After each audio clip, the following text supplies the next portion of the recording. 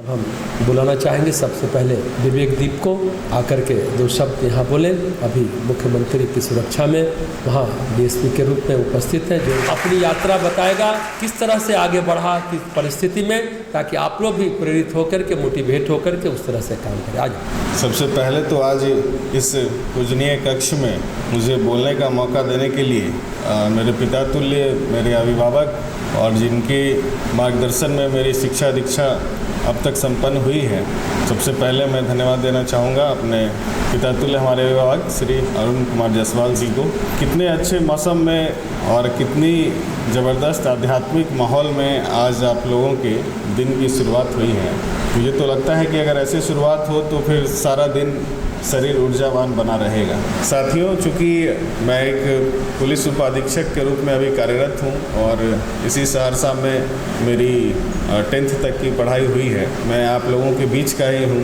यहाँ पे एक उद्देश्य ये मुझे यहाँ बुलाने का ये भी रहा है, आप लोगों का एक मोटिवेशन हो, और मोटिवेशन क्यों ना हो, जिस तरह से आज आप इस शहर में हैं, यहाँ पढ़ाई कर रहे हैं, बिल्कुल इसी तरह से मैं भी यहीं जिला स्कूल का छात्र था और यहीं से पढ़ के और आगे की पढ़ाई पटना में करके और आज मैं पुलिस उपाधीक्षक के पद पे कार्य कर रहा हूँ। साथियों, जो अन्य आयाम हैं वो तो आपको सर बताते ही रहते हैं। मैं मुख्य रूप से आपको इस बात पे ज़्यादा ध्यान आकर्षित करना चाहूँगा कि शिक्षा बहुत महत्वपूर्ण आयाम है आपके जीवन का। हो सकता है कि आपके घर परिवार में लोगों के पास बहुत संपत्ति हो, बहुत बिजनेस हो, बहुत बड़ा बिजनेस हो, बहुत बड़ा कारोबार हो, लेकिन फिर भी अगर आप अपने दम पे खड़े नहीं हैं, शिक्षा के माध्यम से आपने कोई मुकाम हासिल नहीं किया है, तो आपके जीवन में एक अभाव हमेशा आपको नज़र आता रहेगा। शिक्षा ही वो एक माध्यम है जो आपको मौका देता है कि अगर आपके पास किसी भी प्रकार की पूंजी नहीं है, जैसे अगर आप बिजनेस करते हैं तो आपको पैसे की आवश्यकता होती है, समाज सेवा आप बड़े स्तर पे करने चाहते हैं तो आपके पास कुछ बड़ा संगठन होना चाहिए जिसके माध्यम से आप समाज सेवा कर सकते हैं। लेकिन अगर आपके पास कुछ भी नहीं है तो आपके पास शिक्षा ही एक ऐसा यंत्र है जहां से आप एक तो अपना जीविकोपार्जन कर सकते हैं और सामाजिक सरोकार भी, अपना जो आपका दायित्व है अपने समाज के प्रति, उसको भी पूरा कर सकते हैं। और भी ज़्यादा मैं इस चीज़ पे ध्यान आकर्षित आपका करना चाहूँगा कि आप देखते हैं कि जब रिज़ल्ट आता है, कल नीट का रिज़ल्ट आया था, खूब सारे लोग मुझे भी मैसेज कर रहे हैं कि आपके सहरसा ज़िले में 3 बहनें एक साथ नीट का परीक्षा पास कर गई। आप सोचिए कि कितने सारे बच्चे होंगे उस कक्षा में जो हो सकता है आने वाले समय में कुछ भी ना कर पाएँ, और वो लड़की जो अपने पढ़ाई अपने शिक्षा के माध्यम से वो जो एक एग्ज़ाम उसने पास किया है, अब वो आगे चल के डॉक्टर बनेगी, हो सकता है और बहुत बड़ी डॉक्टर बन जाए। तो जो 2 लोग हैं जो नहीं पास कर पाए और जो पास कर गए, उन दोनों में कितना डिफरेंस हो जाएगा।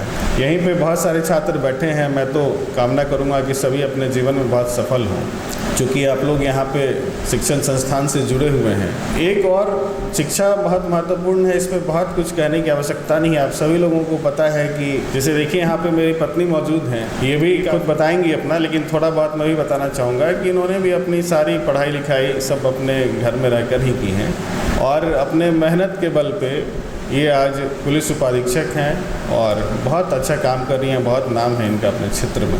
तो जो ये मौका आपको एजुकेशन ही देता है और कोई ऐसा माध्यम नहीं है जो आपको इतना बड़ा मौका दे कि आप इतने बड़े मंच पर जाकर और आप अपना काम कर सकें। साथियों, इसके साथ एक और भी चीज़ बहुत महत्वपूर्ण है। शिक्षा से सफलता मिलेगी, लेकिन जो माध्यम है वो भी महत्वपूर्ण है। हर व्यक्ति चाहता है कि हमको सफलता मिले, हर आदमी पढ़ता भी है, लेकिन सफलता कुछ ही लोगों को मिलता है, कुछ सौभाग्यशाली लोगों पर ही मिलता है। और इस सफलता को प्राप्त करने में जो सहयोगी होते हैं, मेरे मुताबिक उनका रोल सबसे अधिक होता है। जो आज आप यहाँ बैठे हैं, जो ये संस्थान है, ये भी एक माध्यम है। हर आदमी चाहता है कि सफल हो, हर आदमी चाहता है कि वो सेटल्ड हो, लेकिन सब नहीं कर पाते हैं। तो जितने भी सफल लोग हैं, आप उनसे मिलेंगे तो पता चलेगा कि उनके जीवन में कोई गुरु रहे हैं, कोई संस्था रही है जो उसके सफलता का माध्यम बनी है और उसकी सफलता का पूरा श्रेय वो उन्हें देते हैं। तो मुझे लगता है कि आप लोग जहाँ बैठे हैं, ये एक बहुत सशक्त माध्यम है जो आपके जीवन में अनुशासन लाने के साथ आपकी प्रतिभा और प्रखर और सभ्य बनाने का प्रयास कर रहा है। इसलिए मैं इस मंच को, इस पूजनीय संस्थान को भी मैं बहुत धन्यवाद अर्पित करता हूं कि इतना पावन कार्य किया जा रहा है कि एक व्यक्ति को उसकी संपूर्ण क्षमता से अवगत कराया जा रहा है, उसकी क्षमता को प्राप्त करने में उसका सहयोग किया जा रहा है। ऐसा मौका हर व्यक्ति को नहीं मिलता है। बहुत ज़्यादा कहने का समय भी नहीं है। इसके साथ ही मैं अपनी वाणी को विराम देता हूँ। नमस्ते। विवेक दीप, इसको हम लोग दीपू कहते हैं। बचपन से मेरे सामने जन्म लिया। इसके पिता और हम दोनों साथ साथ बचपन से पढ़ते रहे। तो सिर्फ पड़ोसी जैसे कहें, पड़ोसी कहना बहुत छोटी बात। ये हम लोग एक साथ पला बढ़ा, डांट भी खाया, सब कुछ हुआ, आज यहाँ पहुँचा। और सचमुच इसके पिता आज से 12-13 साल पहले इस दुनिया में नहीं रहे।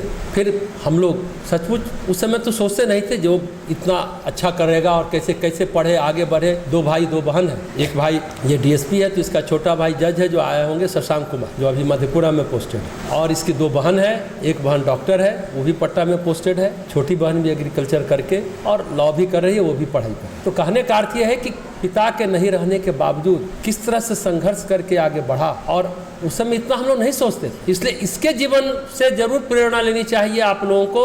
और इतना स्थिर लड़का है, इतना एकाग्र लड़का है, टू द पॉइंट बात करता है, फालतू बातें नहीं करता। ये इसके व्यक्तित्व की सबसे बड़ी खूबी है। हम बताना चाहेंगे, इसके पिताजी का पुण्यतिथि है, इसी में सभी लोग जुटे हैं। और कई सालों से जब ये लोग सक्षम हुआ, सामर्थ्यवान हुआ, तो समाज के उस तबके को मदद करने की, किस तरह से पीड़ा का निवारण हो, उसके स्वास्थ्य का संवर्धन हो, इसके लिए फ्री हेल्थ कैंप चलता है। इसके सारे मित्रगण, पटना से बहुत सारे डॉक्टर, स्पेशलिस्ट, विशेषज्ञ सर्जन हैं, फिजिशियन हैं, आँख के स्पेशलिस्ट हैं, न्यूरो सर्जन, सारे सर्जन आएंगे। अभी 11 से 4 बजे तक मुफ्त चिकित्सा, दवाइयों का वितरण, फिर भोजन प्रसाद भी देकर उनको विदा करेंगे। अपने पिता की पुण्यतिथि पर ये काम करता है। कौन करता है इस तरीके से? करता है कोई? सब जिंदगी में आगे बढ़ जाते हैं, अपना भला सोचते हैं, ये करते हैं, वो करते हैं। तो विवेक दीप और शशांक, वो दोनों को हम सचमुच हृदय से धन्यवाद देंगे। बहुत सारे बच्चों को हम किया, और ये तो सचमुच हम लोग का बच्चा ही है। सामने में दोनों पैदा लिए, हम पैदा लेते देखे, इसलिए कुछ कहने जैसी बात नहीं है। आज यहाँ पहुँचा और इस तरह से समाज को रिटर्न भी कर रहा है, ये बड़ी बात है। पिताजी के याद में ये करना हम लोग का सचमुच कह सकते हैं कि छाती चौड़ा हो जाए। जो कहते हैं ना कि सुपुत्र कैसा होता है, तो विवेकदीप और शशांक जैसा होता है ना। तो ये इस तरह से आप लोगों को ये अपनी बात उस तरह से नहीं बता पाया, लेकिन हम ये कहना चाहेंगे।